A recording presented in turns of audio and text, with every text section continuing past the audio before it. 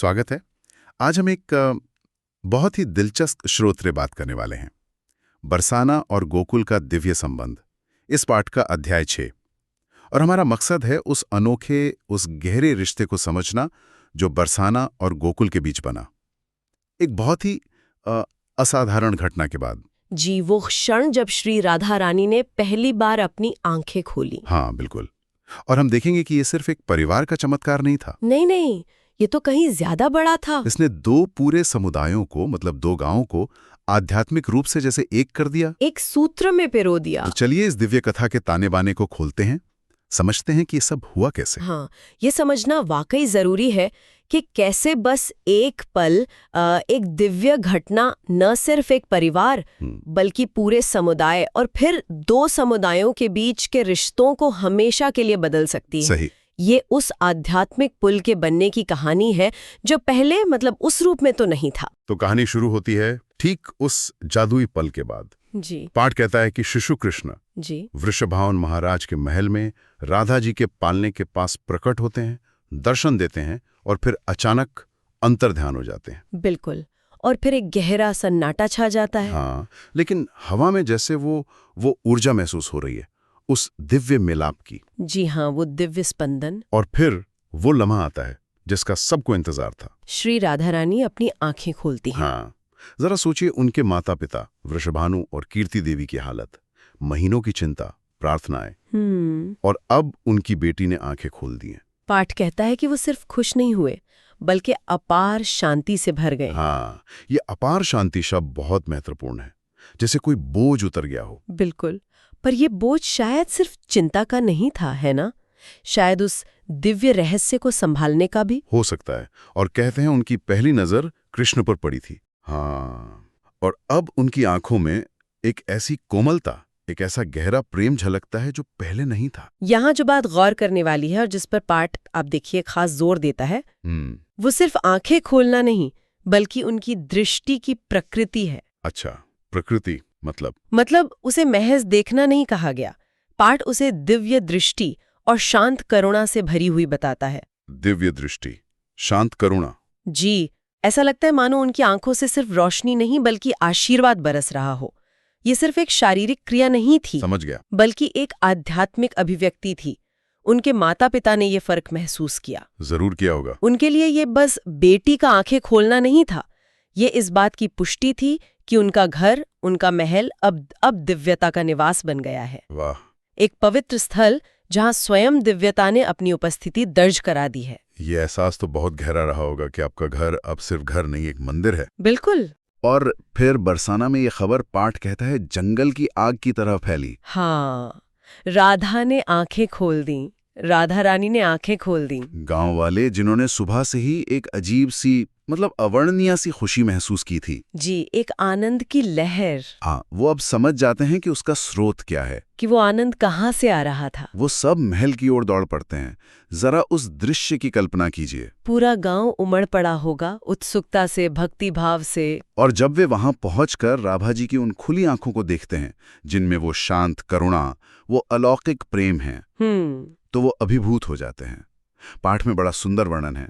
लोग अनायास ही घुटनों के बल बैठ जाते हैं। जी, हाथ जोड़ लेते हैं, प्रार्थनाएं करने लगते हैं, स्तुति गाने लगते हैं। हाँ, और उनकी आंखों को प्रेम के ब्रह्मांड की खिड़की कहा गया है।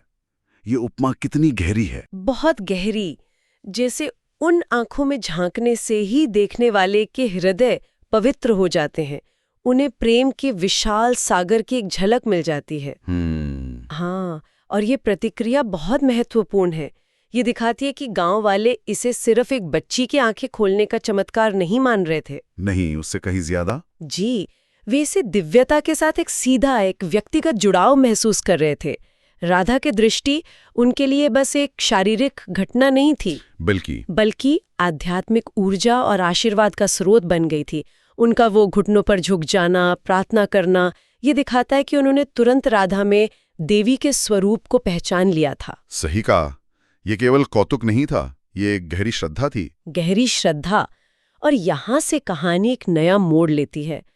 शायद इस अध्याय का ये केंद्र बिंदु है। जी, ये घटना, ये आनंद, ये दिव्यता का अनुभव सिर्फ बरसाना की सीमाओं में नहीं बंधा रहता। नहीं, ये गोकुल यानी श्री कृष्ण के गांव के साथ एक अभूतपूर्व एक मजबूत आध्यात्मिक बंधन बनाता है। बिल्कुल। बरसाना के लोग जो पहले से ही अपनी इस चमत्कारी कन्या के लिए समर्पित थे, अब गोकुल के प्रति एक तीव्र, एक नया आध्यात्मिक खिंचाव महसूस करने लगते हैं। हाँ, एक आकर्षण। पाठ बताता है कि उनकी दिनचर्या बदल गई। उनकी बातों का विषय अब अक्सर कृष्ण होते। कृष्ण की लीलाएं, उनकी शरारतें, उनकी छवि, उनकी बांसुरी। हाँ, वे अब सिर्फ व्यापार या सामाजिक मेलजोल के लिए गोकुल नहीं जाते थे। अब उनके जाने का एक गहरा मकसद था। क्या मकसद? उस बालक की एक झलक पाना जिसने उनकी प्रिय राधा रानी की आंखें खोली थी, जिसके साथ उनकी राधा का एक अदृश्य दिव्य नाता जुड़ गया था। ये समझना कि वो कौन है जिसने राधा को दृष्टि दी। हाँ, और यह भावना एक तरफा नहीं थी। अच्छा, गोकुल में भी ऐसा हुआ? जी, यही गहरी श्रद्धा, यही जुड़ाव गोकुल में भी बरसाना के प्रति जागा। गोकुल के ग्वाले, गोपियां, नंद बाबा, यशोदा मैया, वे सब अपने प्यारे कान्हा से तो असीम प्रेम करते ही थे। हाँ, वो तो है ही। पर अब वे ये समझने लगते हैं कि कृष्ण का यहाँ होना, उनकी लीलाएं, उनका मकसद, वो बरसाना और वहाँ की दिव्य बालिका राधा से जुड़ा हुआ है, अभिन्न रूप से। जी, उन्हें ये एहसास होता है कि कान्हा की खुशी बरसाना से जुड़ी है, तो वो भी बरसाना आने लगते हैं। बिल्कुल। उनके मन में राधा के प्रति गहरी भक्ति और सम्मान होता था। वे उन्हें अब अपने प्रभु की शाश्वत संगिनी के रूप में देखने लगे थे। और यहाँ पाठ एक बहुत ही काव्यात्मक लेकिन महत्वपूर्ण बात कहता है। क्या? कि दोनों गांवों के बीच के जो आम रास्ते थे, जिन पर शायद पहले बैलगाड़ियां चलती थीं व्यापार के लिए, वे अब आध्यात्मिक राजमार्गों में बदल गए। आध्यात्मिक राजमार्ग, वाह। हाँ, ये सिर्फ एक रूपक नहीं है, ये गहरे बदलाव को दिखाता है। सांसारिक आना जाना पवित्र तीर्थ यात्रा बन गया था। और इस बदलाव का ईंधन क्या था? केवल और केवल राधा और कृष्ण के प्रति साझा भक्ति। ये दिखाता है कि कैसे साझा आध्यात्मिक चेतना भौतिक दुनिया को भी बदल सकती है। ये रूपांतरण कितना अद्भुत है। भौतिक रास्ते आध्यात्मिक राजमार्ग बन गए। जी। और ये रिश्ता सिर्फ समुदायों के स्तर पर नहीं रुका, परिवारों के बीच भी गहराया। हाँ, पाठ में नंद बाबा और वृषभानु महाराज के बीच बढ़ती दोस्ती का जिक्र है। नंद बाबा, कृष्ण के पालक पिता, अब अक्सर बरसाना आने लगे वृषभानु जी से मिलने। सोचिए उन मुलाकातों के बारे में।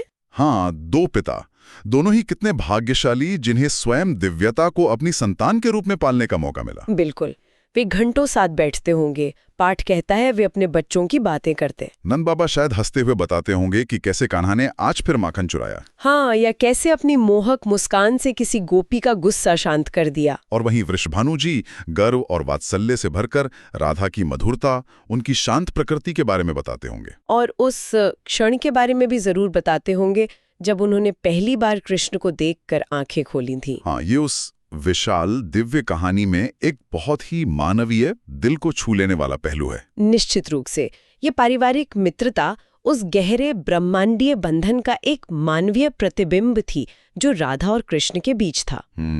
ये दिखाता है कि दिव्यता सिर्फ कोई अमूर्त अवधारणा नहीं है, वो मानवीय रिश्तों, स्नेह, वात्सल्य, दोस्ती के जरिए भी प्रकट होती है और इन रिश्तों को और गहरा बनाती है। जी, इन दो पिताओं का मिलना सिर्फ दो परिवारों का मिलना नहीं था, ये जैसे दो लोकों का, गोकुल और बरसाना का हृदय से जुड़ना था। सही कहा। और इस बढ़ते हुए रिश्ते ने, इस आपसी स्नेह और भक्ति ने पूरे ब्रज क्षेत्र में एक अनूठा माहौल बना दिया। हाँ, एक अभूतपूर्व माहौल। पाठ से भक्ति की एक साझा संस्कृति का विकास कहता है। साझा संस्कृति, हाँ, एक ऐसा समुदाय जो ऊपरी तौर पर भले ही अलग अलग गांवों में रहता था, पर भीतर से दिव्य प्रेम के एक अदृश्य धागे से बंधा हुआ था। बिल्कुल।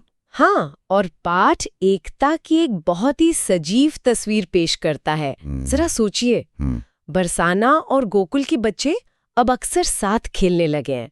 उनके वो मासूम खेल शायद अनजाने में ही आने वाली दिव्य लीलाओं का पूर्वाभास दे रहे हों। अच्छा। दोनों गांवों की गायें एक ही चारागांव में एक साथ चरती हुई दिखाई देती हैं। उनकी घंटियों की आवाज मिलकर जैसे एक भक्ति में संगीत रच रही हो। कितना सुंदर दृश्य। और सबसे महत्वपूर्ण बात, पाठ कहता है कि ब्रज की हवा, वहां का वातावरण राधा और कृष्ण की संयुक्त दिव्य ऊर्जा से भर गया था। ये कोई काल्पनिक बात नहीं है। नहीं, बल्कि एक ऐसी ऊर्जा थी जिसे वहां के लोग महसूस कर सकते थे। एक आनंदमयी, उल्लसित करने वाली, परमानंद देने वाली अनुभूति। इसे महसूस करने योग्य, आनंदमयी, परमानंदमय बताया गया है। हाँ, जैसे दो गांव नहीं बल्कि दो दिल एक साथ धड़क रहे हों। हाँ बिल्कुल। जैसे पूरा ब्रजमंडल सांस रोककर उस भविष्य की प्रतीक्षा कर रहा हो जब उनके प्रिय राधा और कृष्ण बड़े होंगे। और उनके बचपन के ये खेल धीरे धीरे उस महान रास लीला, उस दिव्य प्रेम नृत्य में बदल जाएंगे, जो अनंत काल तक ब्रह्मांड को मोहित करता रहेगा। ये तैयारी का दौर था। ये तो यारी का दौर था। और ये समझना बहुत जरूरी है कि ये जो बंधन बना, ये सिर्फ भावनात्मक या सामाजिक नहीं था, ये आधारभूत था, ये नींव था। नींव किस चीज की? भविष्य की लीलाओं के। पाठ साफ कहता है कि इस घटना और उसके बाद बने इस माहौल ने दोनों समुदायों को भविष्य के लिए तैयार किया। अच्छा। इसने उन दिव्य लीलाओं के लिए एक साझा समझ, एक साझा स्वीकृति और एक गहरी प्रत्याशा का निर्माण किया। मतलब जब आगे चलकर राधा और कृष्ण की अलौकिक लीलाएं प्रकट होंगी तो ब्रजवासी उनके लिए अजनबी नहीं होंगे। उनके दिल पहले से ही इस साझा भक्ति, इस स्वीकृति के लिए तैयार हो चुके होंगे। ये उस दिव्य नाटक के मंच की तैयारी थी। तो इसका मतलब ये हुआ कि राधा और कृष्ण के बीच का जो अलौकिक प्रेम संबंध है वो कोई गुप्त रहस्य नहीं था। नहीं, बिल्कुल नहीं, बल्कि ये एक जीती जागती, सांस लेती हुई सच्चाई थी। हाँ। एक वास्तविकता जिसे ब्रज की हर आत्मा, हर कण, हर निवासी अपने अपने तरीके से महसूस कर रहा था और उसमें जी रहा था। तो इस सारी चर्चा का सार क्या निकलता है? हमने देखा कि श्री राधा रानी का पहली बार आंखें खोलना, हाँ, एक विलक्षण व्यक्तिगत घटना थी जी, लेकिन उसका असर कई ज्यादा व्यापक और गहरा था। बहुत गहरा। ये घटना दो गांवों बरसाना और गोकुल को साझा प्रेम, श्रद्धा और भक्ति के एक अटूट आध्यात्मिक बंधन में जोड़ने का उत्प्रेरक बनी। हाँ, एक कैटलिस्ट। इसने असल में उस पवित्र भूमि, उस परिदृश्य को तैयार किया जिस पर आगे चलकर श्री राधा और कृष्ण के दिव्य खेल, उनकी अमर लीलाएं प्रकट होने वाली थी। बिल्कुल, ये सिर्फ एक घटना नहीं बल्कि एक युग की शुरुआत थी। एक युग की शुरुआत, सही कहा। और ये स्रोत, ये अध्याय हमें एक गहरे चिंतन और जिज्ञासा के साथ छोड़ जाता है। हमने देखा कि कैसे ये पवित्र रिश्ता शुरू हुआ, कैसे दो समुदाय एक हुए, दिन महीनों में बदले होंगे, दोनों दिव्य बालक बालिका बड़े हो रहे होंगे जी, और उनके परिवार और गांव और भी करीब आ रहे होंगे। ये हमें एक महत्वपूर्ण सवाल की ओर ले जाता है। क्या सवाल? उस पहली दिव्य मुलाकात और इस सामुदायिक बंधन के बनने से आगे बढ़कर उनके बचपन के उन खेलों और मुलाकातों का क्या महत्व रहा होगा, जिन्हें पाठ में भविष्य की लीलाओं का पूर्वाभास कहा गया है। अच्छा, वो पूर्वाभास। हाँ, वे कौन सी छोटी छोटी, शायद साधारण दिखने वाली घटनाएं रही होंगी। वे कौन से चंचल खेल रहे होंगे जिन्हें ब्रज के लोगों ने देखा और जिनमें अनजाने ही सही उस गहरे ब्रह्मांडीय नृत्य, उस प्रसिद्ध रास लीला से भी पहले की दिव्यता के सूक्ष्म संकेत छिपे हुए थे। ये सोचने वाली बात है। उन शुरुआती मासूम मुलाकातों में दिव्यता की कौन सी झलकियां रही होंगी जो उनके भावी अनंत प्रेम और लीलाओं की ओर इशारा करती हों। ये एक ऐसा प्रश्न है जिस पर पाठक या श्रोता खुद मनन कर सकते हैं।